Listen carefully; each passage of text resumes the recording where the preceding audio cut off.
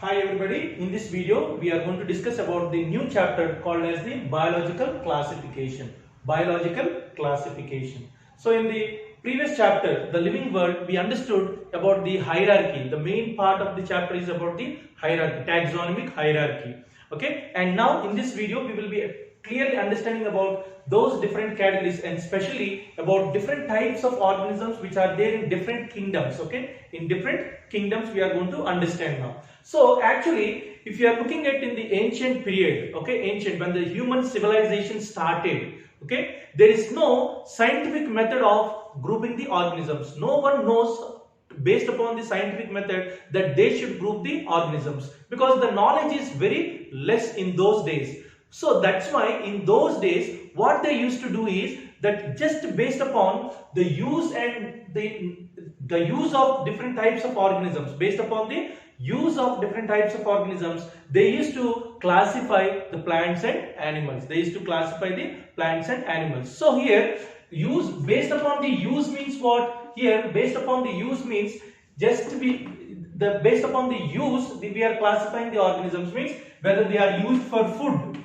okay, whether they are used for shelter or they are having any use in clothing. Based upon this they used to group the plants and animals, okay, plants and animals. So this is the main okay part or based on which they used to classify the organisms, okay, classify the organisms. But later on the first scientist who got the idea of grouping the organisms into different categories or into different okay groups is Aristotle. Okay, Aristotle is the scientist who got the idea of grouping the organisms. So the Aristotle, the scientist, for the first time he tried, okay, based on morphological characters, okay, based on the morphological characters he grouped the plants into three groups. Okay, he grouped the plants into three groups on based upon what? Based upon the morphological characteristics.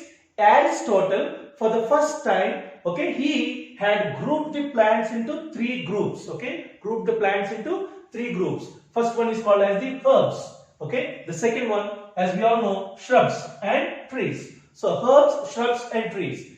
Based upon what they are grouped into these three groups, the morphological characteristics. Okay, morphological characteristics. It is done by which scientist? We said it is Aristotle. Okay, Aristotle is the scientist who have, okay, based upon the morphological characteristics have grouped the plants into three groups. Not only the plants, he also tried to group the animals also into various groups, which means only into two groups he thought of grouping the animals also. So here he considered the color of the blood of the animals, okay, color of the blood of the animals. So Aristotle with his knowledge he grouped the animals, okay, he grouped the animals based upon the what? It is based upon the blood, okay, color of the blood, okay, color of the blood. He grouped the animals into two groups, okay, he grouped the animals into two groups. Those animals which are having the red blood and those animals which are not having the red blood, okay, which are not having the red blood, he had grouped the animals, okay, he had grouped the animals. And now, but later on, there is another scientist known as Linnaeus, Carolus Linnaeus, whom we came across, who proposed binomial nomenclature. Carolus Linnaeus, okay, with the improvement of the knowledge, what he did is he grouped all the animals or all the living organisms, okay, all the living organisms into two kingdoms, okay, into two kingdoms he grouped all the organisms. So the first kingdom he named it as what? Plant kingdom, okay, the first kingdom he named it as plant kingdom and the second one he named it as animal kingdom, okay, animal kingdom. So it's two kingdom system of classification, two kingdom system of classification is proposed by the Carolus Linnaeus, okay, Carolus Linnaeus is the scientist who proposed it, okay, who proposed it. And later on, but this information, okay, that is related to this, okay, is not so much, okay, distinguishing between the eukaryotics and prokaryotics, okay, eukaryotics and prokaryotics, unicellular and multicellular. photosynthetic and non-photosynthetic. There is no much distinguishing between these characteristics. Okay, when he grouped all the organisms into plant kingdom and animal kingdom. Okay, he did not consider, or he could not able to distinguish between these eukaryotic cells and prokaryotic cells, unicellular and multicellular, photosynthetic and non-photosynthetic. So here eukaryotics, you know, the cells which are having a very distinct or well-defined nucleus, and those which are not having a well-defined nucleus are called as what? Prokaryotics we say. And this is the second point, is very common one, unicellular and multicellular, means organisms with single cell performing all the activities of the body or life activities. And multicellular organisms, okay, their body is made up of many cells, 2 or more cells, thousands of cells. Okay, so there is no distinguishing between these when he is grouping the plants and animals, okay, as two kingdom system of classification, and photosynthetic and non-photosynthetic. He did not give much, okay, clear, okay, clarity between the photosynthetic and non-photosynthetic. So suppose for example here we can say green algae, okay, green algae is the one, okay, and here non-photosynthetic is what? Fungi. But here with this we can understand that both are kept in the plant kingdom only. Both are kept in the plant kingdom. That's what we say, that there is no proper distinguishing between the eukaryotics and prokaryotics, unicellular and multicellular, photosynthetic and non-photosynthetic, when the Carolus Linnaeus had brought up or proposed two kingdom system of classification. Okay, two kingdom system of classification. So that's why two kingdom system classification is an inadequate information. It is inadequate. Okay, we cannot just follow only two kingdom system of classification beside what? Morphology. So that's why it has become necessary. It has become necessary to consider other characteristics. Okay, to group the organisms into various groups. Okay, into various groups. So what are the other characteristics that are considered to group different organisms here? The cell structure is being considered. Okay, nature of the wall means cell wall. Nature of the cell wall. Okay, mode of nutrition, whether it is autotrophic or heterotrophic. Okay, habitat. Okay, habitat. Okay, whether it is in which habitat it is surviving, the place where it lives for its food and shelter. Okay, methods of reproduction, is it undergoing binary fission or multiple fission, or as we say in higher organisms, let us say asexual reproduction or sexual reproduction. There should be more clarity. Okay, and at the same time based upon its what? Evolutionary relationships. Okay, evolutionary relationship means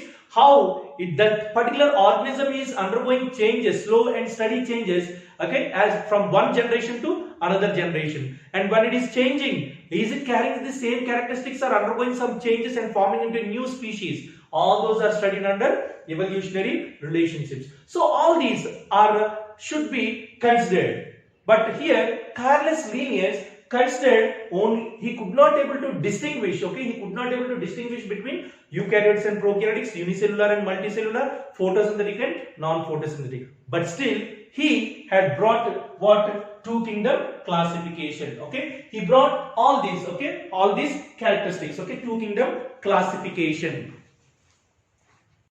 So classification of organisms have undergone several changes. Okay, classification of organisms have undergone several changes, but the plant kingdom and animal kingdom almost have remained constant. Okay, almost remained constant. But there is another scientist. Okay, there is another scientist named as R.H. Whittaker. Okay, there is another scientist named as R.H. Whittaker. He in the year 1969 has proposed 5 kingdom classification system. Okay, he has proposed 5 kingdom classification system. Okay, 5 kingdom classification. So here those 5 kingdoms are very, very important for us, which we are going to deal. Okay, which we are going to deal in this chapter and the following chapters. Okay, in this chapter and following chapters we are going to discuss about these 5 kingdoms. Okay, the first kingdom that he proposed is kingdom Monera. Okay, kingdom Monera is the first kingdom. Okay, kingdom Monera. And here the second one is kingdom Protista. Okay, second one is the kingdom Protista. Okay, and the third kingdom is kingdom Fungi. Okay, kingdom Fungi is the third kingdom. and the next is the kingdom Plantae. The fourth kingdom is kingdom Plantae. Okay, kingdom Plantae. So here the fifth kingdom, okay, which is also a very important one, is called as what? Kingdom Animaliae. Kingdom Animaliae. So these are the five kingdom system, belong to the five kingdom system of classification, which is proposed by R.H. Whittaker in the year 1969. In the year 1969, R.H. Whittaker proposed all these five kingdoms called as Kingdom Monera, Kingdom Protista, Kingdom Fungi, Kingdom Plantae, Kingdom Animaliae.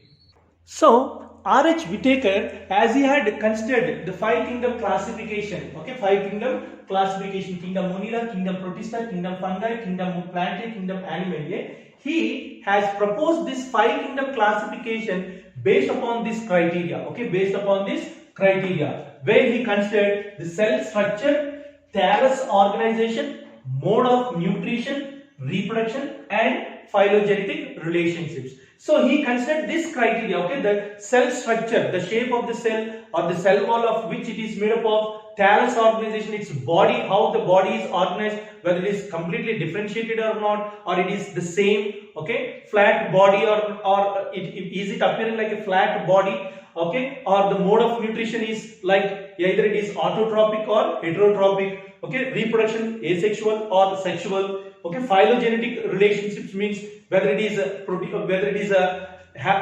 it's about evolutionary relationships, okay, all that he considered, and he had taken this as the criteria to propose five kingdom classification and brought up all these five kingdoms, and we have to remember all these points, okay, we have to remember all these points, especially about those five kingdoms and the criteria. Now we will see the characteristics of the five kingdoms, okay, characteristics of the five kingdoms. We learned that the five kingdoms are proposed by whom? It is by R.H. Whittaker based on certain criteria. So now we will see the general characteristics of these five kingdoms, okay, five kingdoms. So we know the five kingdoms are what? Kingdom Monera, Kingdom Protista, Kingdom Fungi, Kingdom Plantae, and Kingdom Animaliae. So here we are considering the most important characteristics, okay, cell type, cell wall, nuclear membrane, okay, body organization, and mode of nutrition. These are the characteristics which we are considering, okay, and based on these characteristics we are grouping all the five kingdoms, okay, all the five kingdoms. Now if you are seeing the first characteristic, okay, cell type, okay, the first characteristic, cell type, it is, if you are seeing in the Monera, okay, the cell type is called as what? Prokaryotic. Now already you know and you studied that what is a prokaryotic. When you talk about the prokaryotic cell, you say that there is a cell and where the nucleus is not well defined, okay, the nucleus is not well defined.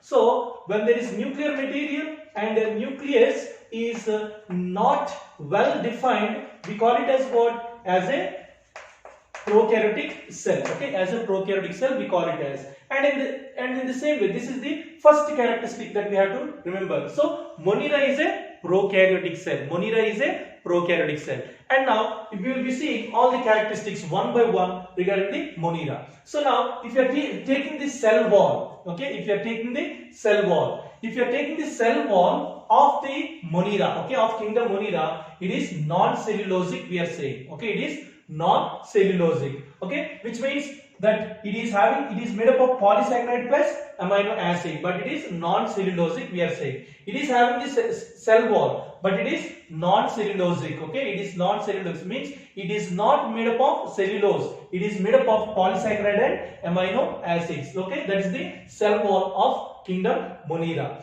And if you are looking at the nuclear membrane, we already said that the prokaryotic cells do not have well-defined nucleus, okay, they do not have well-defined nucleus, we are saying, which means if there is no nucleus, there is no nuclear membrane, okay, there is no nuclear membrane. So because of the absence of the nuclear membrane, we are saying that here the nuclear membrane is absent in the Monera, okay, the nuclear membrane is absent in the Monera, Kingdom Monera. And if you look at the body organization, Okay, it is cellular, means it is made up of single cell, unicellular. They are all unicellular. Okay, they are all unicellular. And next, the mode of nutrition. Okay, what is the mode of nutrition? And please remember, in kingdom Monera, we will be seeing that they are exhibiting, that they are showing autotrophic and also heterotrophic. Okay, autotrophic and heterotrophic mode of nutrition is observed. In autotrophic nutrition, we say that they may be chemosynthetic or photosynthetic. Chemosynthetic means what? They will be depending upon the chemicals, okay, inorganic substances. Photosynthetic means we know that it will undergo photosynthesis process. Heterotrophic mode of nutrition, they may be saprophytic or parasitic. Okay, they may be saprophytic or parasitic. Okay, and now these are the characteristics of what? Kingdom Monera. And in the same way, if you are talking about the Protista, okay, if you are talking about the Protista, we will be saying that kingdom Protista is containing the eukaryotic cells. Okay, eukaryotic cells means here is a cell which is having the nucleus. Okay, which is having the nucleus. So here in this cell, nucleus is well defined. Okay, nucleus is well defined. So when you say that nucleus is well defined, we also understand, okay, we say that it is a eukaryotic cell. Okay, it is a eukaryotic cell. Remember that once you say that it is eukaryotic, it means that there is nucleus. And once you say that there is nucleus, the nucleus is surrounded by what? Nuclear membrane. Okay, nuclear membrane we are saying. So this is the cell type. And Protista, is it having the cell wall? Only in some. Okay, only in some it will be showing the cell wall. Now, as we said, if it is eukaryotic cell, compulsorily it will be having what? The nuclear membrane. So nuclear membrane is present in all the Protista. Okay, in all the organisms coming under the Protista. And body organization. If you are seeing that these are also cellular. They are unicellular, but they have the nucleus. But whereas when it comes to the Monera, they are unicellular, but they don't have well-defined nucleus. That's the main difference here we have to keep in mind. Both are single-celled organisms, but one is having what? Nucleus, which is called as Protista, and one is not having the nucleus, is called as Monera. Okay, Monera. And if you are looking at the mode of nutrition in the kingdom Protista, they are autotrophic and as well as heterotrophic. Autotrophic means these are photosynthetic. They are unicellular, eukaryotic and photosynthetic. Okay, photosynthetic we are saying. And some are also heterotrophic. So these are the major characteristics of what? Kingdom Protista. So all those organisms that are coming under the kingdom Protista will be exhibiting all these characteristics. Likewise, now if you are going for the kingdom Fungi, okay, kingdom Fungi, this is eukaryotic cell. Okay, it is eukaryotic cell. Now here, eukaryotic cell means what? It is having the nucleus. Okay, it is having the nucleus. So here is the cell which is having the nucleus. So we should remember, once we say that it is eukaryotic cell, it is also having the nuclear membrane. Okay, it will be having the nuclear membrane. So here now the fungi, it is a eukaryotic cell.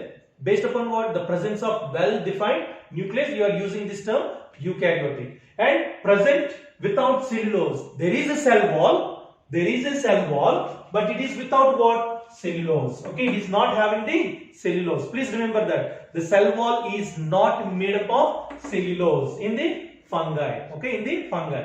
Okay, so that is the other point. And now the next point is body organization. Next one is body organization, we are calling it as, okay, the fungi is showing multicellular, okay, with the loose tissues, okay, with loose tissues we are saying, okay. So we have to remember that fungi will be having what? Multicellular organization or with loose tissue, please remember this. And the mode of nutrition, okay, and the mode of nutrition, if you are looking at the mode of nutrition here, it is heterotrophic, okay, it is heterotrophic. So here, if you are talking that heterotrophic means what? They cannot prepare their own food. They depend upon some other organism. That's what is the meaning for heterotrophic. So under that, they can be what? Saprophytic and parasitic. Which means they depend upon the dead and decaying organisms, or otherwise they depend upon other organisms. Okay, as parasite. Okay. Now these are the characteristics of what? Fungi. Okay, these are the characteristics of fungi. And now we'll see the simple characteristics, okay, which can be easily understood when we are talking about the plants.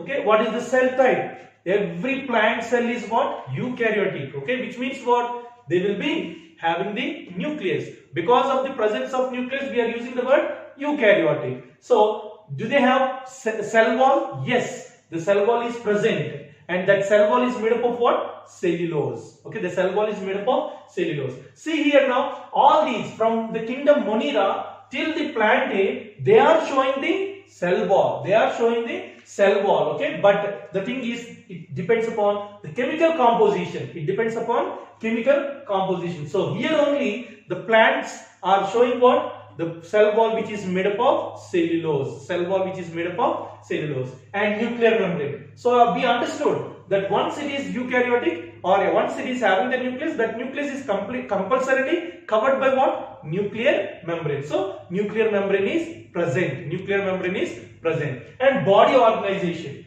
Body organization. This will be showing tissue and organ system, okay, and organs, okay, will be seen in the kingdom plant A. And mode of nutrition. So they are what? Autotrophic. Autotrophic means what? Organisms which can prepare their own food. By what process now plants are preparing their own food? By process called as photosynthesis. And you are all very much aware of this process called as photosynthesis, where the plants will be depending upon what? The sunlight and carbon dioxide and water, and they prepare their own food in a process called as what? Photosynthesis. And now the last one, the kingdom Animaliae. Kingdom Animaliae. So if you are looking at the kingdom Animaliae, we say that all the cells, what is the cell type? Eukaryotic. Okay, cell type is eukaryotic. And do they have the cell wall? The main difference between the plant cells and animal cells, we know that there will be no there is no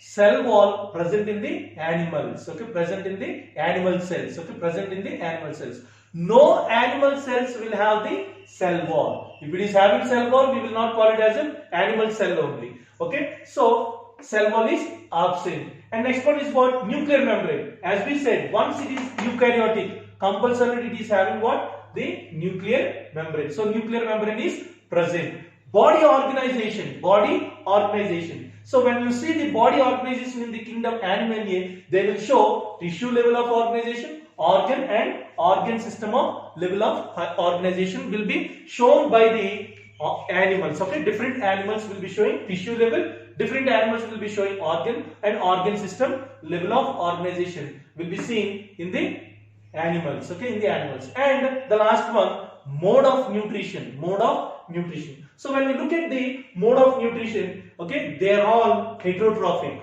Holozoic means they take this solid food, or otherwise they are called as what? Saprophytic. Okay, they are called as saprophytic. So let us remember this table, okay, the characteristics of 5 kingdoms, okay, showing the characteristics of 5 kingdoms. It is very, very important, and it is better if you are taking note of this, okay, if you are taking note of this, which is a very, very important part of our chapter, and we are going to deal about all these in this chapter. We are going to deal all these in this chapter.